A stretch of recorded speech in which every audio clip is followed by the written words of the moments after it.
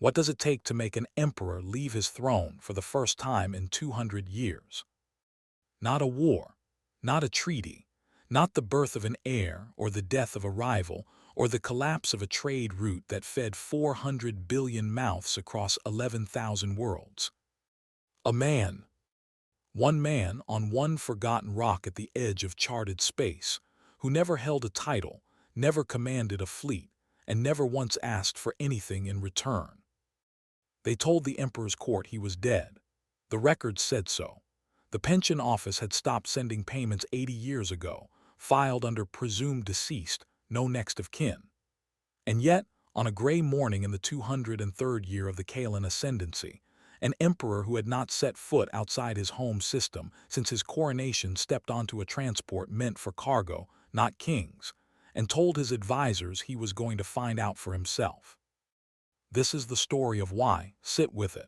It takes its time getting there, and it is meant to. 211 years before that gray morning, a war that history would later call brief, because history is written by the people who survive it, and brief is a word survivors use to make their nightmares smaller, was in its ugliest month. The Kaelen ascendancy and the human colonies of the Perseus Reach had been trading fire for 11 weeks, and neither side had yet learned the shape of the other's mercy, because neither side had shown any. The Kaelen were tall, silver-skinned, built for cold worlds and long patience, and they had never lost a war in 800 years of recorded conflict. Their military doctrine had been refined across a dozen conquered systems and had never once required them to consider the possibility of failure. They did not expect to lose this one either.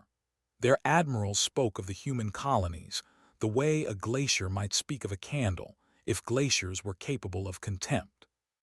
What they had not accounted for was a species that had spent its entire violent, magnificent history learning how to keep fighting after every reasonable calculation said it should stop. Humanity did not have superior ships in that war. It did not have superior numbers, superior technology, or superior strategy in any way a Kaelen tactical computer could measure. What it had, in the words of one exhausted Kaelen fleet commander recorded in a private log 3 weeks before the armistice, was an unwillingness to accept the mathematics of their own defeat, which I confess I no longer know how to counter. On a Kaelen troop carrier called the Ancestral Voice, drifting crippled in the debris field above a moon that would later be renamed in a language neither species had yet invented, a 14-year-old boy was dying, slowly, in the dark, listening to the metal around him groan under pressures it was never built to survive. His name was Threl Vantris Kaelen, third in line to a throne that, on that particular night, seemed unlikely to still exist by morning.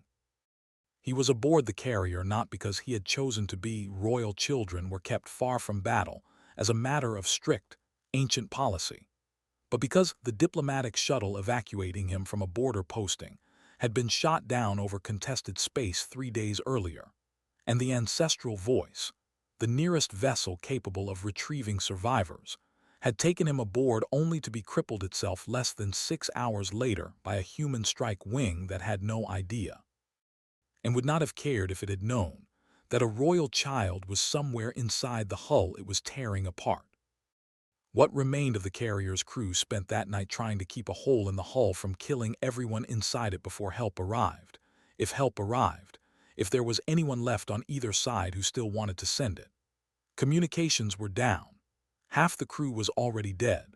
The boy did not understand, in the way a 14-year-old cannot fully understand such things even when told plainly, that the adults responsible for protecting him were themselves running out of time. Sergeant Elias Warren of the 3rd Human Expeditionary Corps did not know any of this when he and 4 other soldiers boarded the wreck at dawn ship time, moving through corridors lit only by emergency strips and the occasional shower of sparks from a conduit that hadn't yet finished dying.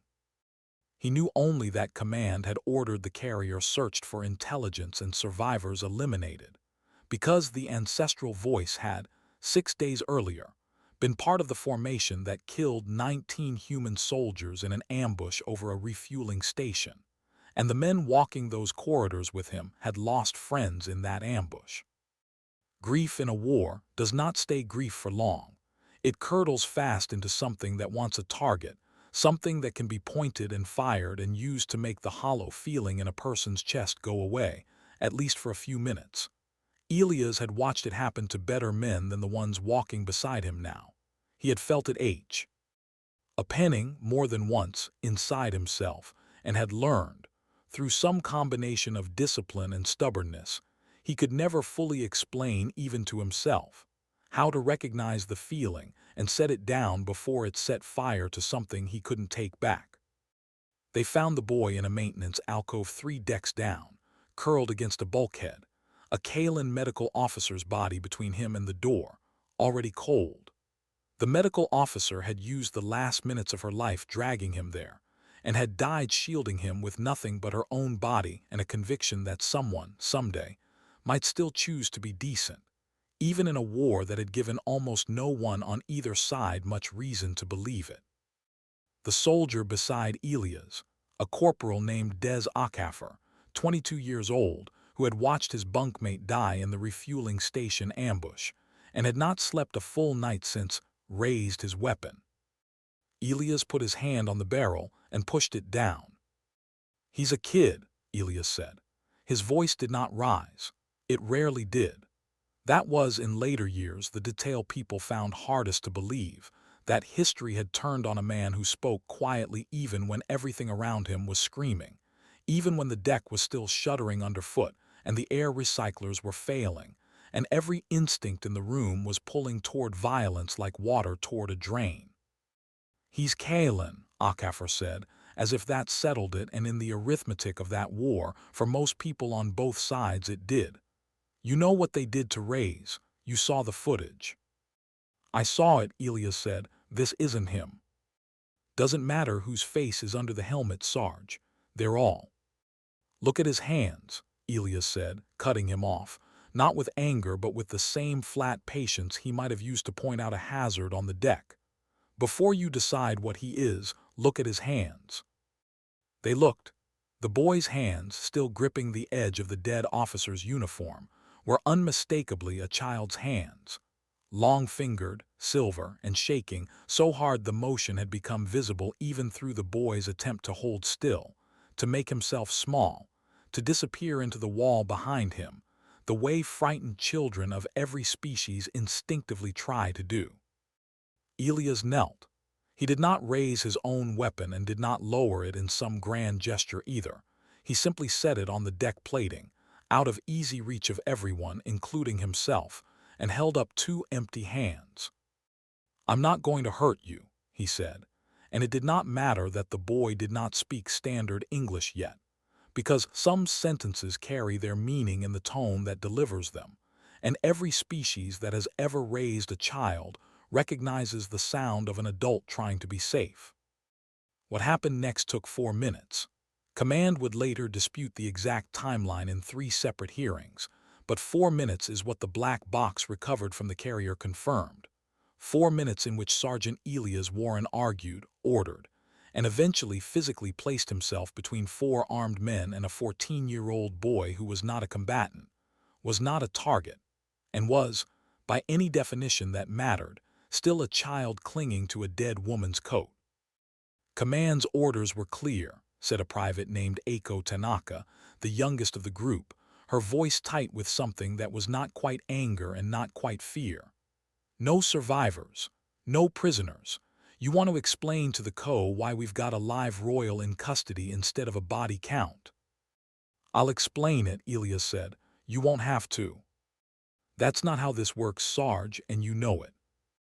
"Then it's about to start working that way," Elias said, and something in his tone, flat, immovable, entirely without the tremor of a man bluffing, made even Akafer hesitate.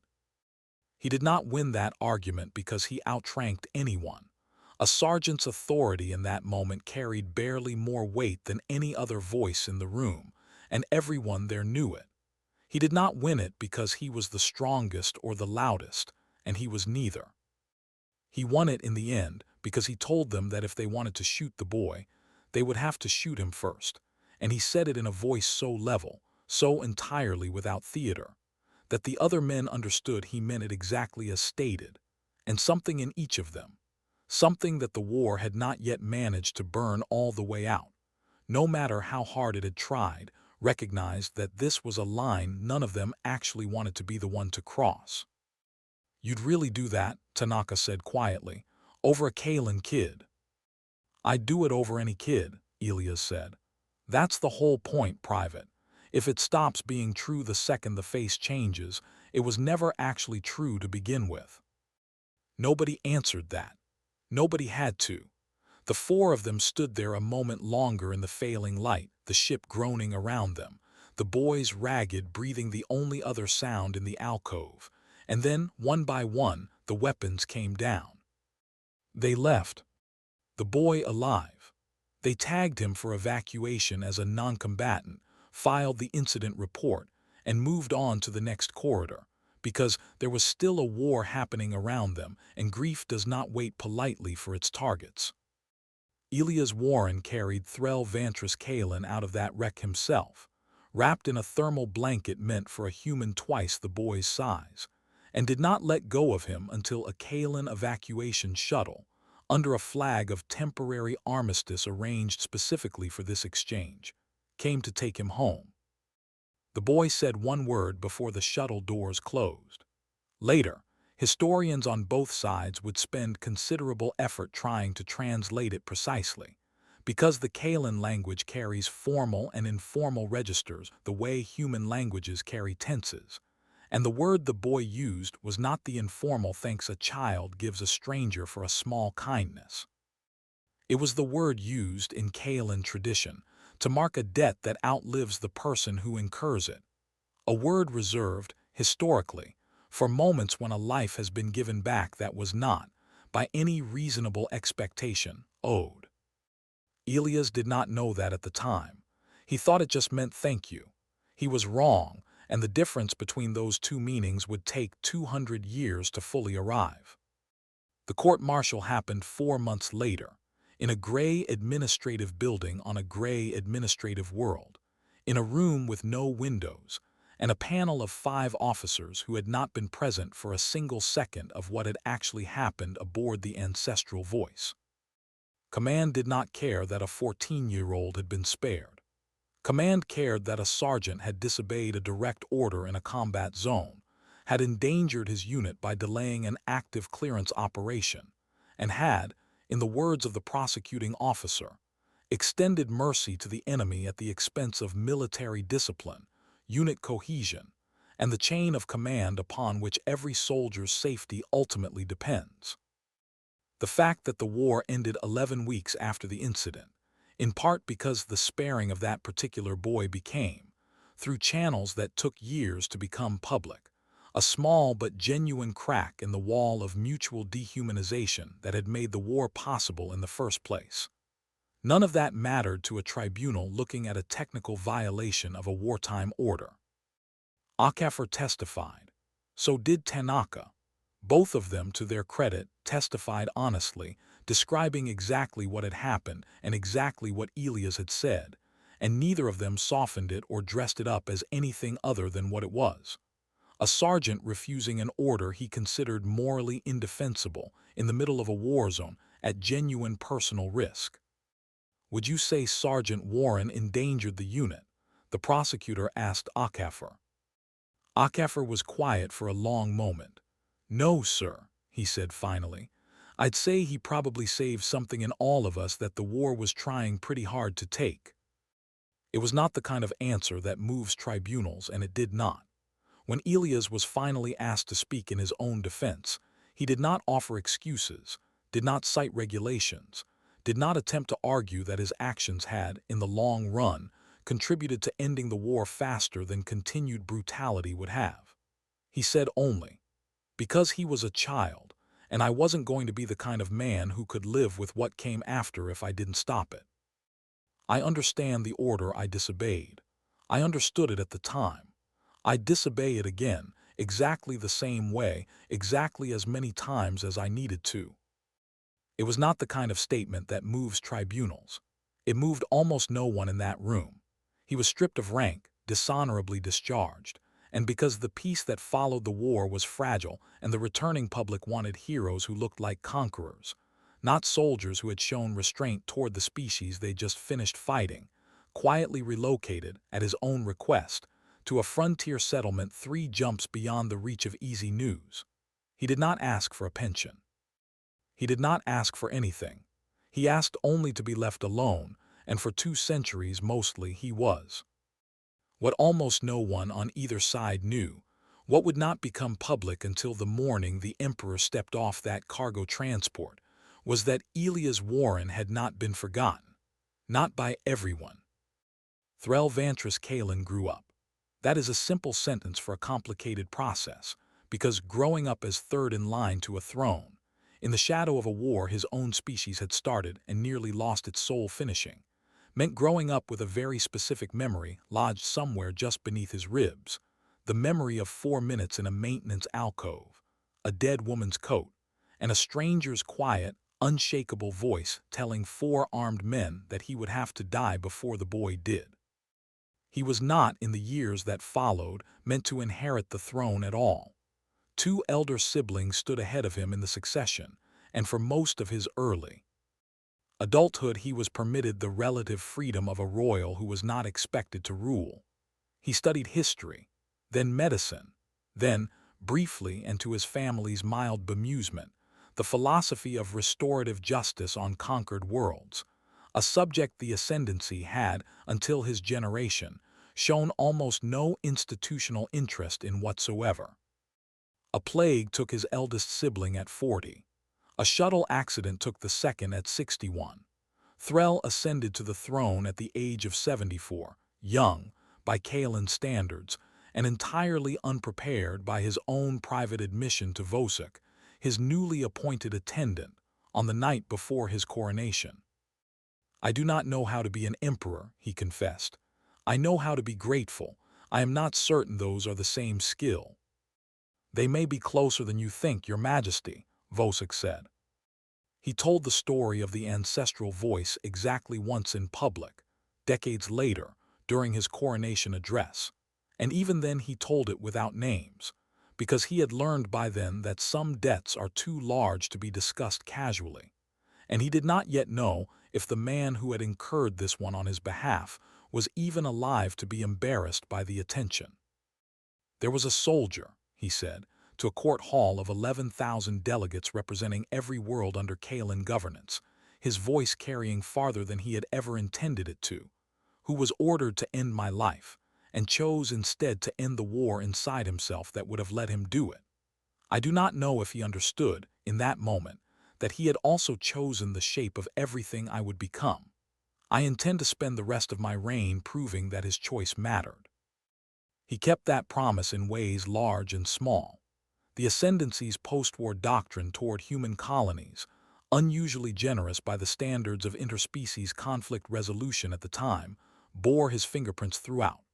Where his predecessors had annexed conquered territories outright, he proposed shared governance councils. Where military tradition called for garrisons in occupied space, he withdrew them within a decade and replaced them with trade envoys.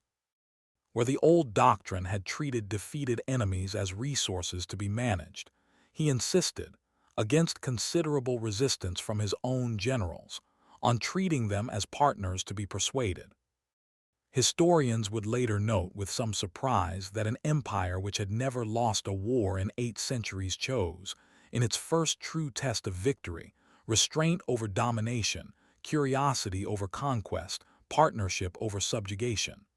They called it strategic wisdom. They called it enlightened self-interest.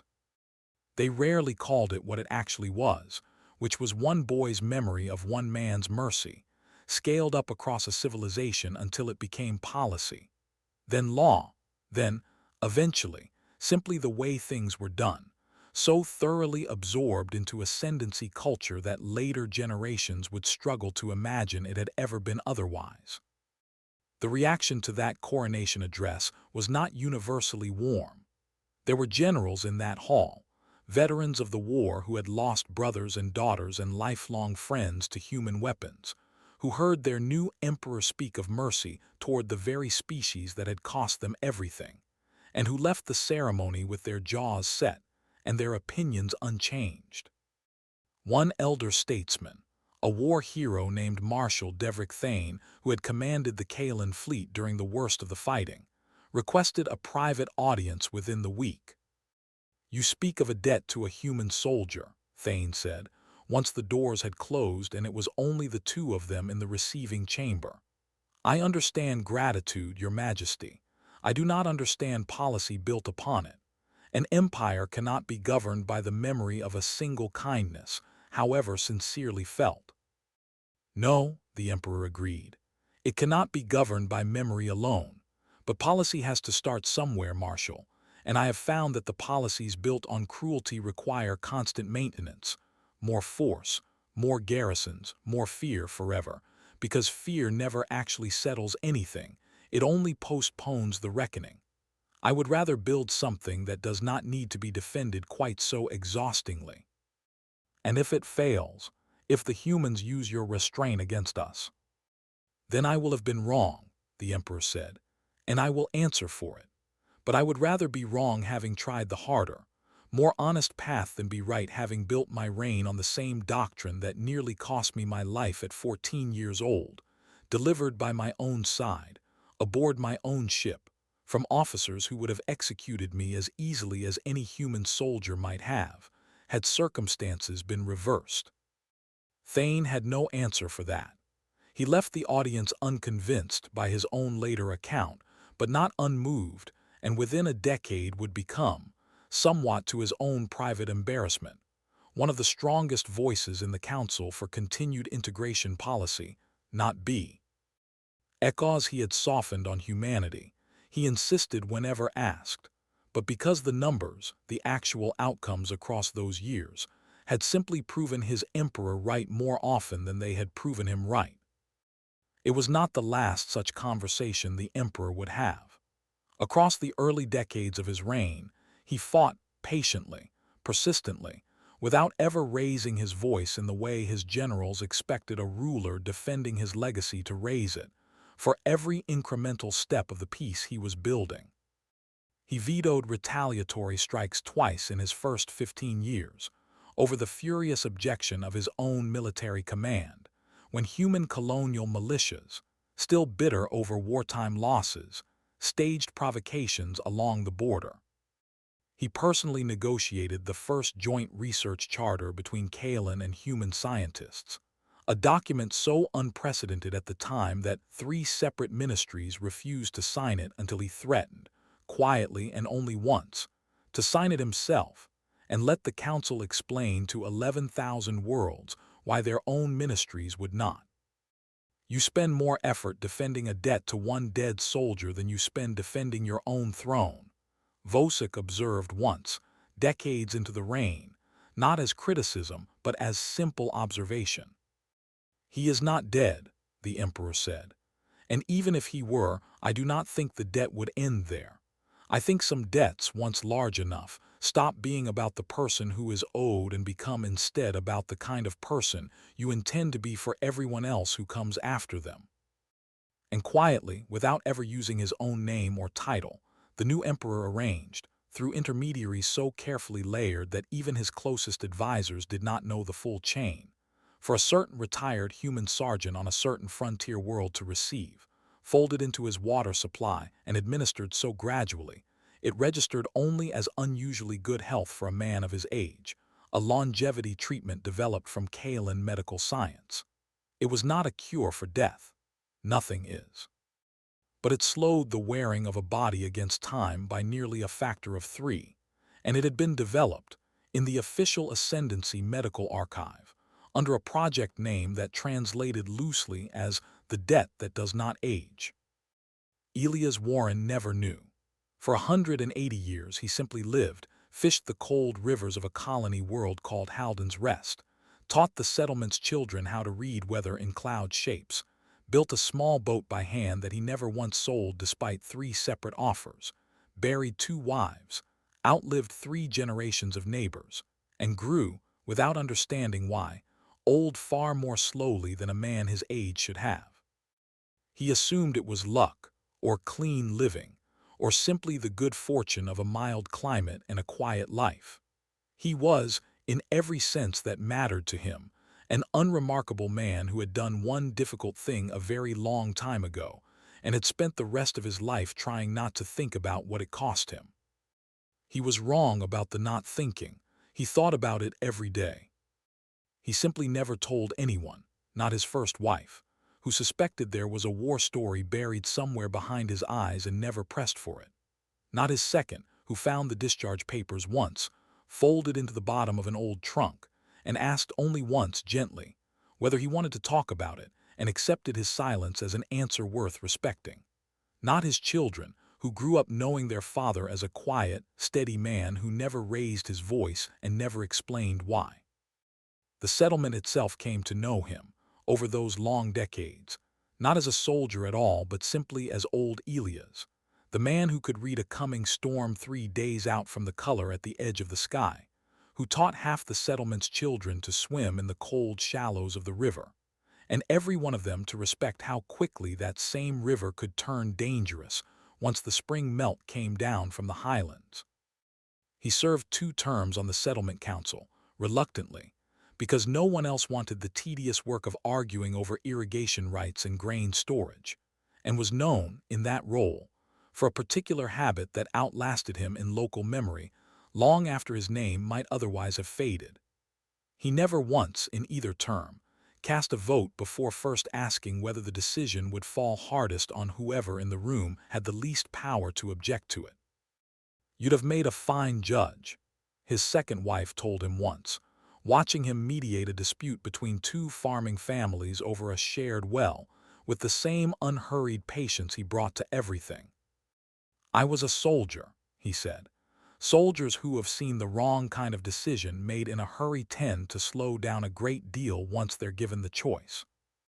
He never elaborated further, and she, like everyone else in his long life, learned not to ask. It was only very late in his final years, sitting on that same porch with grandchildren who had grown bold enough oppressed where their parents never had, that he allowed himself occasionally the smallest fragments of the story, never the whole of it, never enough to explain the shape of the debt that had, unknown to him, been quietly repaying itself into his blood and his lungs and his stubbornly persistent heart for nearly 2 centuries, but enough, at least, for his grandchildren to understand that their grandfather's stillness had been earned somewhere, on some deck, in some year none of them had been alive to witness. "Did you kill anyone in the war, Grandpa?" one of them asked him once, with the blunt, fearless curiosity of a child who has not yet learned which questions are supposed to be difficult. Elias considered the question with his usual care.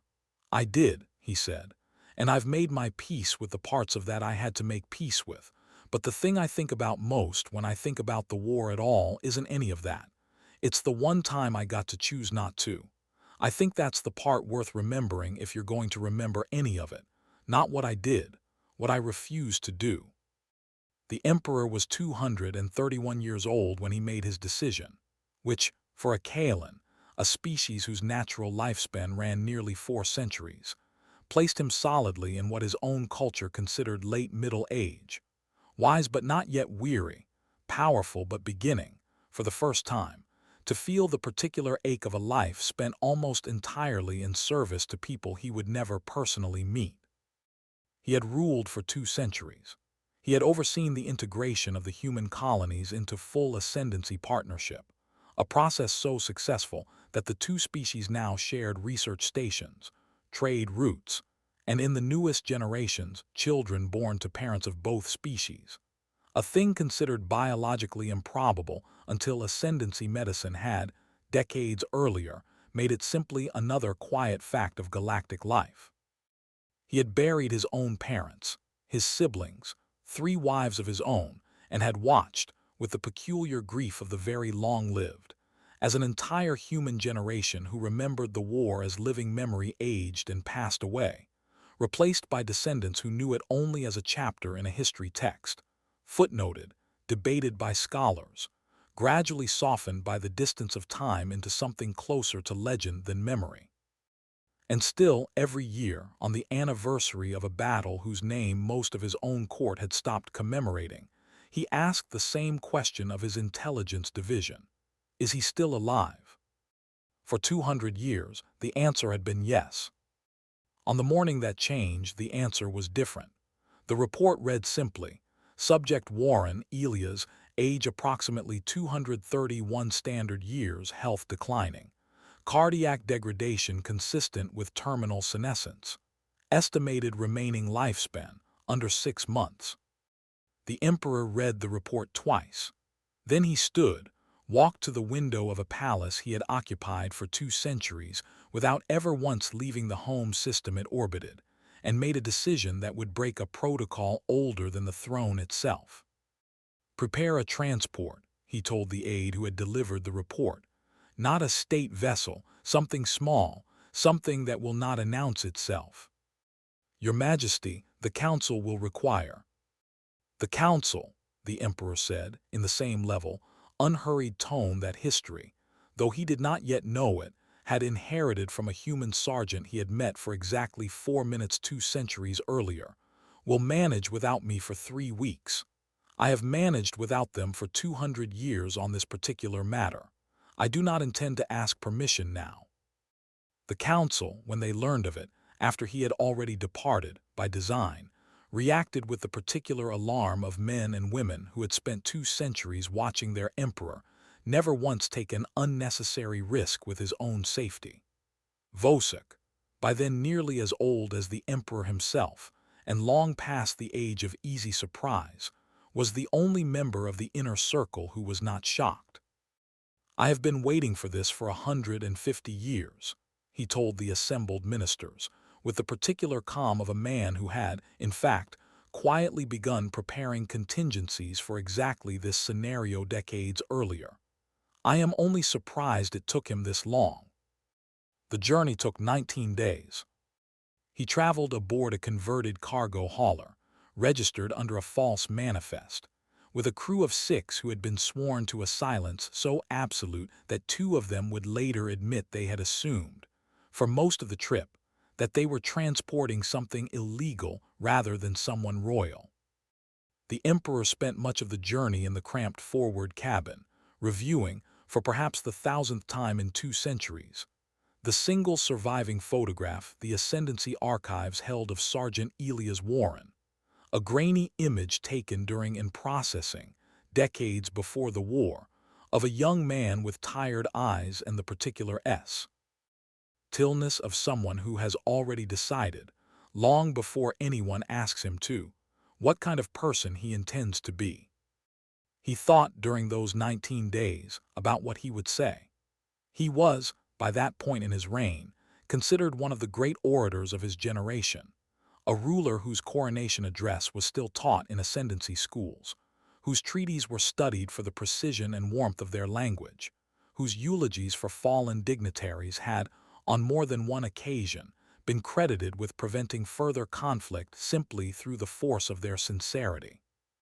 He had given speeches to parliaments, to grieving worlds, to the assembled delegations of species who had once been enemies, and were now, because of choices he had made, something closer to family.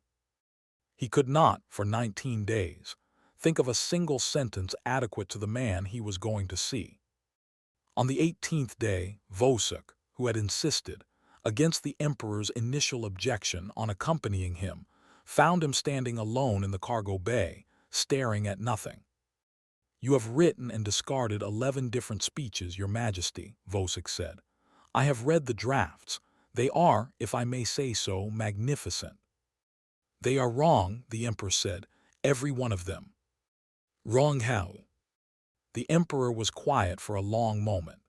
Outside the small viewport, the stars smeared past at a speed that made them look, briefly, like a single continuous thread of light, a fitting image, he thought later, for 200 years condensed into 19 days. Because he did not save my life with a speech, he said finally. He did it with 4 minutes and an empty pair of hands, I think perhaps that is the only language this conversation actually requires. Then perhaps, Vosik said gently, you should stop trying to write one. The ship's small crew, for their part, had spent the better part of 19 days quietly reassembling. From stray fragments of conversation and the occasional slip of formality, neither the Emperor nor Vosik quite managed to maintain under the strain of the journey some approximation of who exactly they were transporting and why.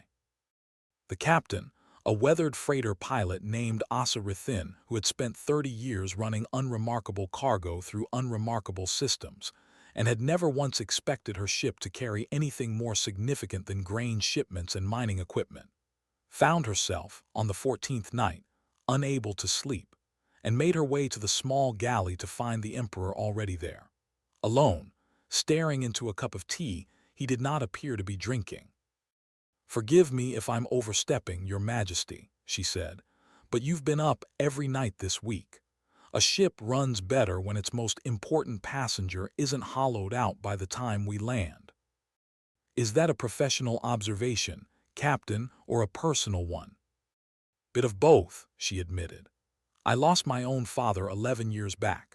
Took me 4 months to work up the nerve to visit him at the care facility before the end, and by the time I did, he didn't know me anymore.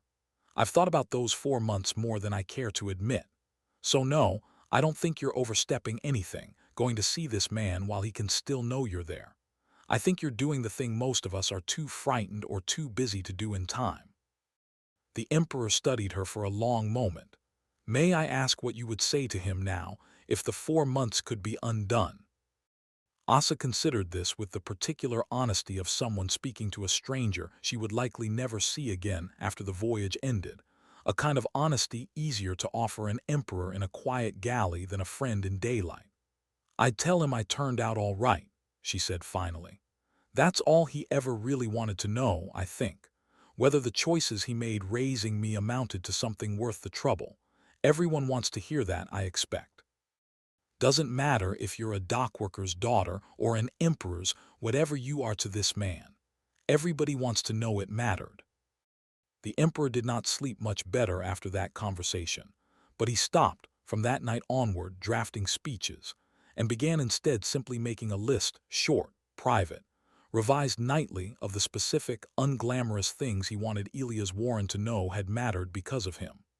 It was a shorter document than any treaty he had ever signed, and by the time the ship finally dropped out of transit above Halden's Rest, he had, without quite realizing it, memorized every line of it. Halden's Rest was a small colony, unremarkable by the standards of a galaxy that had, by then, catalogued nearly 40,000 inhabited worlds. It had one modest spaceport, a scattering of farming communities along 3 river valleys, and a population that had, over 2 centuries, become so thoroughly accustomed to being forgotten by the wider galaxy that the arrival of an unmarked Kaelen vessel caused considerably more alarm than excitement. Children ran to tell their parents. Parents ran to tell the settlement's single, elderly administrator, who had not fielded an off-world inquiry in over a decade and had no idea what protocol required. The Emperor disembarked alone. He wore no crown, no insignia, nothing that marked him as anything other than an elderly Kaelen in a plain gray traveling coat, and he walked the 2 kilometers from the spaceport to the small riverside house indicated in his intelligence report on foot, because some journeys, he had decided somewhere around day 14, should not be shortened by convenience. The house was modest, timber and local stone, weathered by 200 years of river winters, with a porch that faced east toward the water and a garden gone slightly wild in the way gardens do when the person tending them has begun, quietly, to run out of time to keep up with them. A hand-built boat sat under a linta beside the house, its hull silvered with age, clearly unused for years, but just as clearly never allowed to fall into ruin. An old man sat on the porch in a wooden chair, a blanket over his knees despite the mild afternoon, watching the river the way people watch things they have watched for so long that the watching itself has become a kind of conversation. The Emperor stopped at the base of the porch steps. For a moment, neither of them said anything. Elias Warren's eyes pale, the way very old human eyes sometimes become, as if the color itself has begun to thin, moved over the stranger before him without any particular urgency. He had lived long enough to have stopped being startled by strangers on his porch. The settlement was small, and news of the ship's arrival had likely already reached him through the general murmur that traveled fast in places where nothing much happened. "You've come a long way to look at an old man's garden," Elias said. His voice, though thinner than it had been 2 centuries earlier, carried the same unhurried quality it always had. Time had taken volume from it. It had not taken its stillness. "I have," the Emperor said. Something in the tone made the old man go quiet. He studied the visitor more closely now, the silver skin gone pale gray with age, the height slightly stooped, the eyes that held, beneath their evident weariness, something searching and careful and unmistakably afraid. "I know that voice," Elias said slowly. "I don't know how I know it, but I know it." "You should not," the Emperor said. "You heard it for perhaps 30 seconds, 211 years ago, and it belonged, at the time, to a 14-year-old boy who did not yet have the words to say what he meant." The silence that followed was not sudden. It arrived the way weather arrives, gradually, and then completely, settling over the porch, the garden, the slow brown river beyond it, until the only sound left in the world seemed to be the water moving over stone. Elias Warren's hands, resting on the arms of his chair, began, very slightly, to tremble. It was not the tremor of age. It was the tremor of a man encountering, after 2 centuries of quietly refusing to let himself hope for it, proof that something he had done once, in a corridor full of dying strangers, had mattered. "The boy," Elias said, his voice had gone rough, the one from the ancestral voice. "Yes.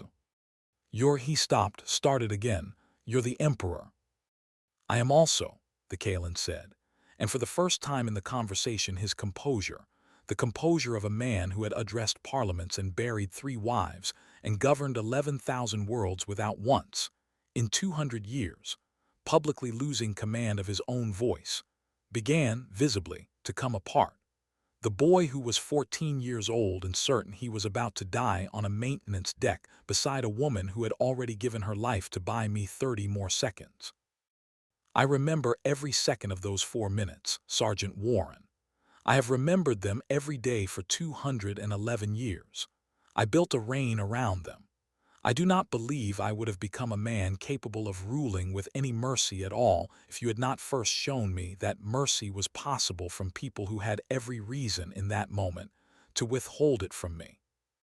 Elias did not stand, his legs, by then, did not reliably permit standing without assistance, but he reached out one hand, weathered and spotted with 2 centuries of sun, and the Emperor of 11,000 worlds crossed the last few steps of a 19-day, several thousand light-year journey to take it. "I looked for you," Elias said quietly. "After the tribunal, I asked once whether the boy had made it home safe. They told me it wasn't my business to ask. I let it go.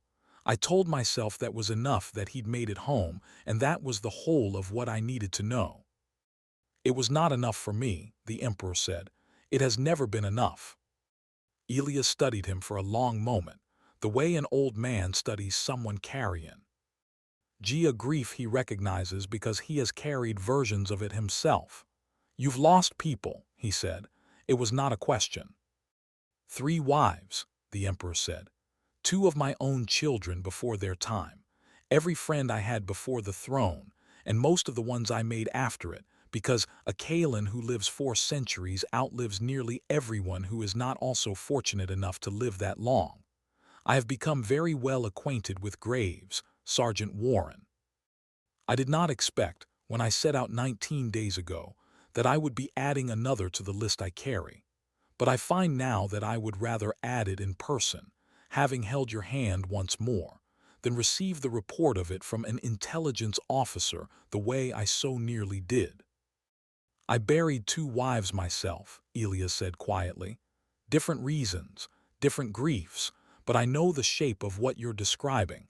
I always figured the extra years were just my body being stubborn, never once thought to ask why. Would you have wanted to know sooner? Elias considered this with the unhurried care he seemed to bring to every question, turning it over the way he might have turned over a stone pulled from the riverbed, checking its weight before deciding what to make of it. No, he said finally, I don't think I would have. A gift you know is a gift is fine, but a gift you don't know is a gift that's just called a life. I got to live mine without wondering every morning whether I deserved the extra time I'd been given. I think that was probably the kinder version, even if it wasn't the honest one. I chose the kinder version over the honest one for 200 years, the emperor admitted. I am only now discovering that I do not entirely know how to forgive myself for how long I let that choice stand unspoken. And let me make it easy, Elias said, and for the first time since the emperor's arrival, something like his old soldier's steadiness came fully back into his voice. You're forgiven, not because you need my permission and not because it was some enormous crime you need absolving of. You're forgiven because what you did was kind, and kindness doesn't need forgiving. It just needs saying out loud eventually so the person who did it can stop carrying it alone. So there, said, done. Put it down, Emperor. You've carried it long enough. The Emperor closed his eyes for a moment, and when he opened them, something in his posture had visibly eased. The particular unclenching of a man who has just set down a weight he had grown so accustomed to carrying that he had nearly forgotten it was a choice to keep carrying it at all. And then, without any further formality, without the 11 discarded speeches, without the language of thrones or debts or the particular grammar the Kaelen reserved for gratitude too large for ordinary words, the emperor knelt on the porch steps of a small house on a forgotten river and put his arms around a dying old man and held him the way he had, once, 211 years earlier, been held in return by a thermal blanket and a stranger's steady voice telling him he was safe now, that no one was going to hurt him, that it was over. Neither of them spoke for a long time. There was, by then, nothing that needed saying that had not already been said in the silence itself, in the weight of 200 years pressed into a single embrace, in the small, involuntary sound Elias Warren made against the shoulder of an alien emperor, the sound of a man discovering, very late in a long and quiet life, that the one thing he had done without expecting any reward had in fact reshaped the fate of 2 entire species, and that someone had remembered.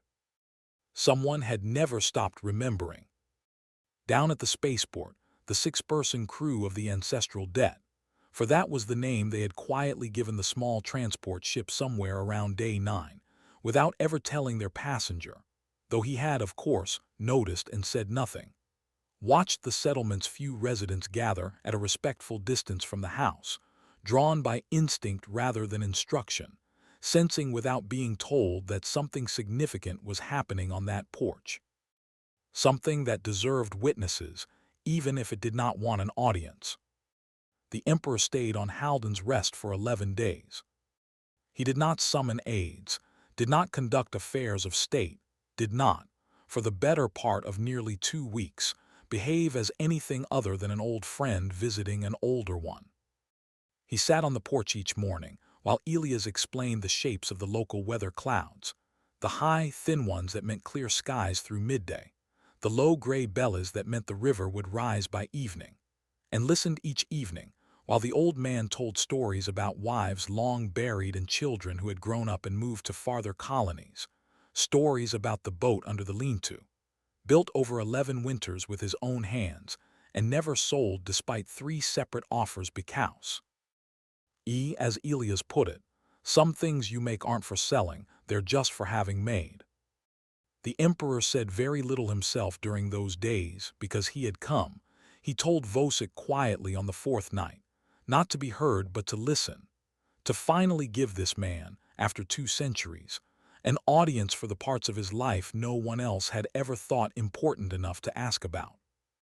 He has never told anyone the full account of what happened on that ship, Vosik observed one evening, as they walked back toward the small guest quarters the settlement had hastily arranged. Not even his own children, it seems. "I know," the Emperor said. "I asked him why on the second night." "And what did he say?" "He said that a story like that, told too often, starts to feel like something you're using rather than something you lived. He said he'd rather it stayed small and true than became large and useful." The Emperor was quiet for a moment. "I have spent 2 centuries making it enormously, publicly useful, Vosek. I have built policy and doctrine and the entire architecture of my reign on those 4 minutes. And until this week, I never once asked the man at the center of them whether he wanted that weight placed on his shoulders. Does he mind it?" "No," the Emperor said, and something like wonder entered his voice.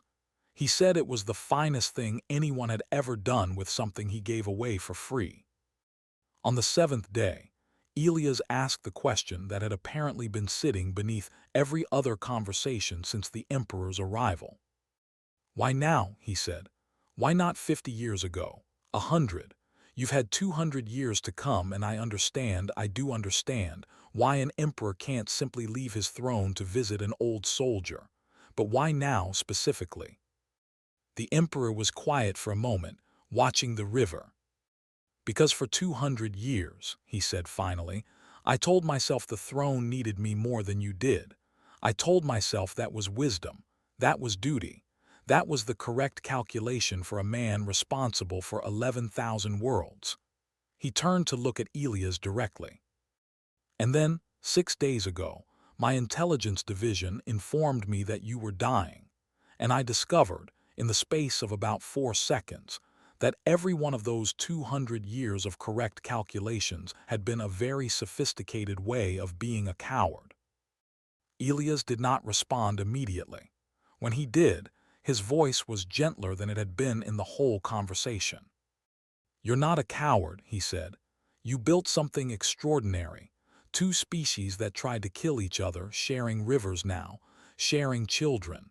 I've read what news reaches out this far. I know what you built. That's not the work of a coward." "Perhaps not," the Emperor said, "but I built all of it while telling myself that coming here could wait, and it could not in the end wait. It very nearly did not happen at all." He paused. "I am an old man too, Sergeant Warren, by the measure of my own people, though not so old as I appear beside you now. I have perhaps another century left in me if I am fortunate. I have spent most of the centuries I have already had governing wisely, I hope. I did not want to spend the ones remaining without once, in person, having told you what those 4 minutes meant. I did not want you to die not knowing." "I knew," Elias said quietly. "I want you to understand that. I never doubted it mattered. I just never expected," he gestured, a small, tired motion at the man beside him, at the modest ship parked politely out of sight at the edge of the settlement, at the whole improbable weight of an emperor crossing a galaxy to sit on a porch. "I never expected this." "That," the Emperor said, "is precisely why it was necessary."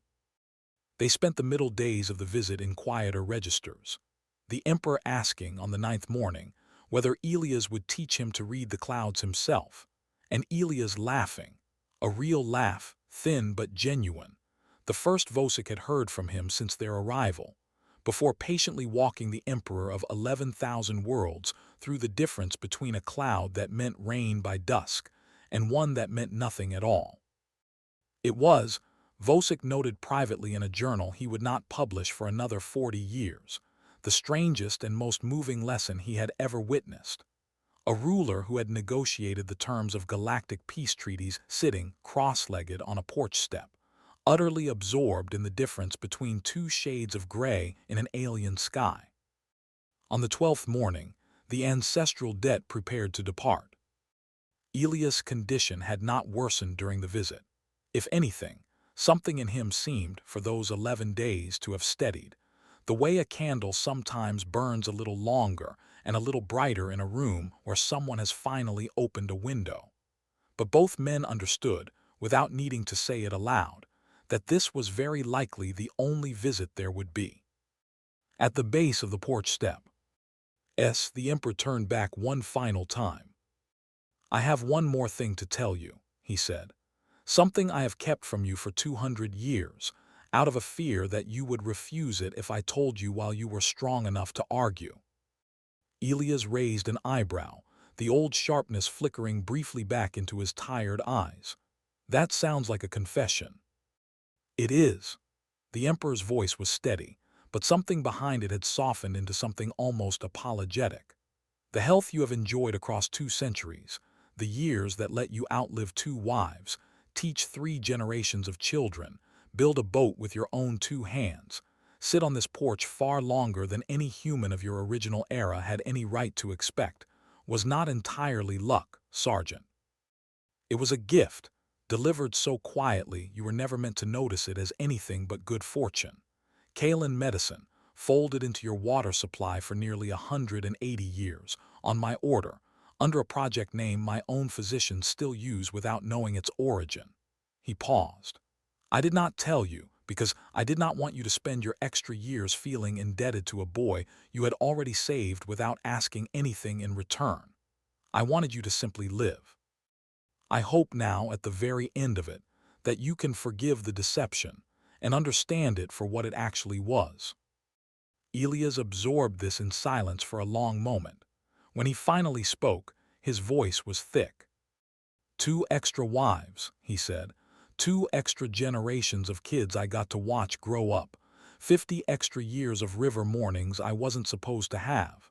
He shook his head slowly. "You're asking me to forgive you for that?" "I am asking, yes." "There's nothing to forgive," Elias said. "You gave an old soldier a longer life than he ever expected and never once asked him to know it, let alone thank you for it. That's not a debt, Emperor. That's not even close to a debt. That's just," his voice caught. "That's just what family does, even the kind of family nobody planned for." The Emperor did not trust himself to answer that immediately. When he finally did, his voice carried the particular weight of a man who has, after 2 centuries of formal address, run entirely out of formal things to say. "Then let me say only this," he said.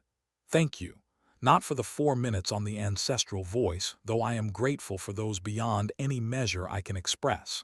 Thank you for every year since, in which you lived quietly, taught children to read the weather, buried the people you loved, and never once used what you had done to demand anything from anyone.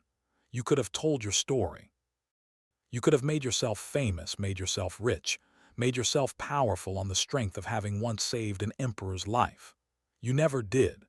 You simply lived a decent, unremarkable life, and in doing so proved, every single day for 200 years, that the mercy you showed me in that corridor was not an anomaly. It was simply who you are. That, Sergeant Warren, is the rarest thing I have encountered in 2 centuries of rule, and I did not want to leave this galaxy, or let you leave it, without telling you so plainly at least once." Elias Warren, 90 pounds lighter than he had been in his soldiering years, too weak by then to stand unassisted, reached out one more time, and the Emperor took his hand and held it, and neither man said anything further, because there was, by then, genuinely nothing left that needed saying. Elias Warren died 4 months later in the early spring, with the river running high outside his window and a Kaelen physician, quietly stationed on Halden's Rest at the Emperor's order, ostensibly as a colonial health liaison. At his bedside, along with 2 of his grandchildren and a letter, delivered by courier 3 days earlier, that he had asked to be read aloud to him one final time before the end. The letter was short. It did not use the language of emperors or thrones. It read in its entirety, "The garden looks the same in every memory I have kept of it. I intend to keep those memories exactly as they were, for as long as I have left to keep anything at all. Thank you for the last 4 minutes, just as I thanked you once for the first 4. Rest now. The river will keep running, so will everything you built without ever meaning to build it." News of his death reached the Emperor 11 days later, carried by a courier ship that had been quietly stationed at Halden's Rest for exactly this purpose. He did not hold a state ceremony. Elias had specifically, in a letter of his own written during that final visit, asked that none be held, that he be allowed to remain, in death as in life, an unremarkable man in an unremarkable place. The emperor honored that request exactly, with one single exception. He ordered a modest stone marker placed beside the grave, inscribed not with rank or title, but with a single line in both standard English and formal Kaelen script, a line that high historians would spend the following decades trying, and largely failing, to properly translate, because the Kaelen phrase it mirrored carried a weight no human word quite captured. A phrase used in Kaelen tradition to mark not merely gratitude, but a debt so foundational that it had, in the end, reshaped the character of an entire civilization. The rough translation, the one that eventually made its way into common use across both human and Kaelen space, read simply: "He held out empty hands, and a galaxy learned what mercy could build." The emperor visited the grave only once more in his own lifetime, some 30 years later, quietly, without ceremony, on a journey his official schedule listed only as private matters, colonial sector. He stood beside the marker for a long time, said nothing that anyone present recorded, and left a single stone from the palace gardens at its base, a small, unremarkable gray stone, indistinguishable from any other, except that it had sat, for 2 centuries, on the windowsill of the room where a 14-year-old boy had once slept safely for the first time since a stranger's empty hands had told him he no longer had anything left to fear. The story of the visit itself did not stay private for long, despite every effort made to keep it that way. A member of the settlement council on Halden's Rest, moved by what she had witnessed on that porch and unable, in good conscience, to let it disappear into the general silence the emperor had requested, wrote a modest account of the 11 days for a small colonial newsletter some years later, after both men involved were gone, and she judged the story finally safe to tell without disturbing anyone's peace. It was picked up, reprinted, translated into 40 Kaelen dialects and every major human language within a decade, and became, eventually, one of the defining stories of the era, not because it involved an emperor, though that certainly helped it travel, but because of what people on both sides of the old war found themselves recognizing in it. Veterans who had fought in that brief, brutal conflict, the dwindling few who were still alive to read it, wrote letters to newspapers and public broadcasts describing their own small, unremarkable moments of mercy shown or received during the fighting, moments they had never before considered worth mentioning, buried under decades of assuming that only the worst parts of a war were the parts worth remembering. Teachers on both human and Kaelen worlds began including the story, in age-appropriate versions, in curricula about the war's end, not as the official cause of the peace. The peace had 1,000 causes, most of them far less romantic, but as a way of explaining, to children who would never know a galaxy without the partnership their ancestors had built, why that partnership had been worth building in the first place. Historians, predictably, argued about it for generations. Some insisted the story had been embellished in the retelling, that no single act of mercy could plausibly explain 2 centuries of policy, that the truth was messier and more institutional than any one soldier and any one boy. They were, in the dry, careful way historians are usually right about such things, almost certainly correct. The peace between humanity and the Kaelen ascendancy was built by thousands of hands, over decades, through treaties and compromises, and the unglamorous daily labor of diplomats and administrators, whose names appear in no popular retelling at all. But even the most skeptical historians tended to concede, when pressed, that stories like this one matter regardless of how neatly they explain the larger history around them, that a civilization needs sometimes a single image small enough to hold in the mind and the heart at once, a picture it can return to when the abstractions of policy and treaty start to feel too distant to explain why any of it was worth doing. An emperor kneeling on a porch, an old soldier's trembling hand, 4 minutes in a dying ship, and 200 years of a debt neither man ever tried to collect. The house on Halden's Rest still stands today, maintained by a rotating trust of local volunteers, and in later years, by a modest endowment the ascendancy quietly established without ever attaching its own name to it. The garden is kept deliberately a little wild, the way Elias always kept it. The boat still sits under its lean-to, repaired when it needs repairing, never sold, never moved, exactly as its builder intended.